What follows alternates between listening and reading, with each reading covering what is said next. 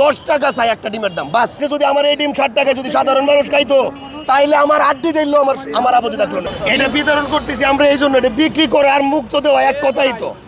মুক্ত দিলে তো একটা কথা বলতে পারবো যে আমরা দান করে দিছি, আর এখন যেটা কইতেছে এটা তো দানের চাই তো খারাপ হইতেছে। আমরা তো এমনি একটা ডিম উৎপাদন করতে সর্বনিম্ন 8 টাকা খরচ। আমি একজন সৎ মানুষ হিসেবে বলতেছি 9.5 টাকা এগুলো কথার কথা। 8 টাকা নিচে একটা ডিম উৎপাদন করা যা সম্ভব না। 10 টাকা নির্ধারণ করে দিলে আমরা বেঁচে থাকতে পারতাম, আমাদের বাড়তি প্রয়োজন নাই। কিন্তু সব মিলে কথা কি কইছি বুঝতে পারছেন? 10 টাকা চাই একটা ডিমের দাম বাস। আমাদের বিলাসিতা দরকার নাই, আমাদের বেঁচে থাকার দরকার। এখন 8 টাকা, 7.5 টাকা, সর্বোচ্চ 8.5 টাকা। এই যে এখন আন্দোলনের পরে 50 টাকা বাড়ছে, 8.5 টাকা বিক্রি করে আবার কইমা গেছে। ঘুম থেকে উঠে দিয়ে 20 টাকা কম, একদিন 10 টাকা বাড়ে, পরের দিন দিয়ে 30 টাকা কম। এইভাবে দাম পড়তে থাকলে আর উঠতে থাকলে কিছু হইতো না, আমাদেরকে কবরস্থানে পাইবেন, আর না হইলে দেশ থেকে পলাতক অবস্থায় পাইবেন। কারণ আমরা অনেক খামারি পলাই গেছে, খামার সব বন্ধ হয়ে গেছে। প্রান্তিক খামারি বলতে কিচ্ছু থাকতো না, শুধু এই কর্পোরেট কোম্পানিগুলো থাকবো, কুট্টাই পড়া ভদ্রলোকরা থাকবো, আর এই রাষ্ট্র থাকবো।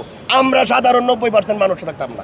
10% মানুষের কাছে আমরা 90% মানুষ চিনি, আমরা আর থাকবো না।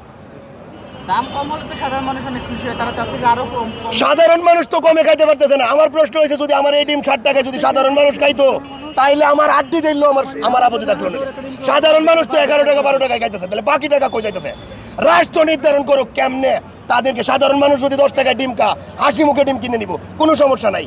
কিন্তু আমি 60 টাকা বেচতেছি, সাধারণ মানুষ 12 টাকা ডিম খাইতেছে। আপনি একজন সাংবাদিক হিসেবে প্রশ্ন করলাম, আপনি কত করে কিনে খান বলেন? আপনি 11 টাকা করে কিনে খান, তাহলে 4 টাকা কার কাছে যায়, 3 টাকা কার কাছে যায়? রাষ্ট্রের প্রশ্ন করলাম, আমি উত্তর দেখবো কি? এটা কি দেওয়ার দায়িত্ব আমার? রাষ্ট্রের। ওনারা যদি রাষ্ট্র না চালাইতে পারে তাহলে রাষ্ট্র ছাড়া চলুক। ওনারা আমাদের বেতন ভাতা নিয়ে আসি গাড়িতে চড়ার তো কোনো দরকার নাই, ওনারা এগুলো ছাড়া চলুক। আমরা রাষ্ট্র আমরা নির্ধারণ করবো কেমন চলবে, প্রয়োজন নাই তো।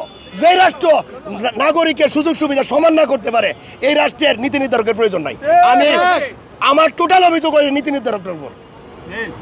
আমি কর্পোরেট কোম্পানির তুলতে চাই না। দাম না কলাইলে এই যে ফ্লাইওভারের উপর থেকে লাভ দেওয়া স্যার, আমাদের আর কিছু করার নাই। আমরা যদি বাড়তি কিছু করি, একটু পরে পুলিশ এসে লাঠি চার্জ করবো আমাদের। পুলিশ লাঠি চার্জ করে আমাদেরকে ধরে, আমরা কি আন্দোলন করে পারবাম?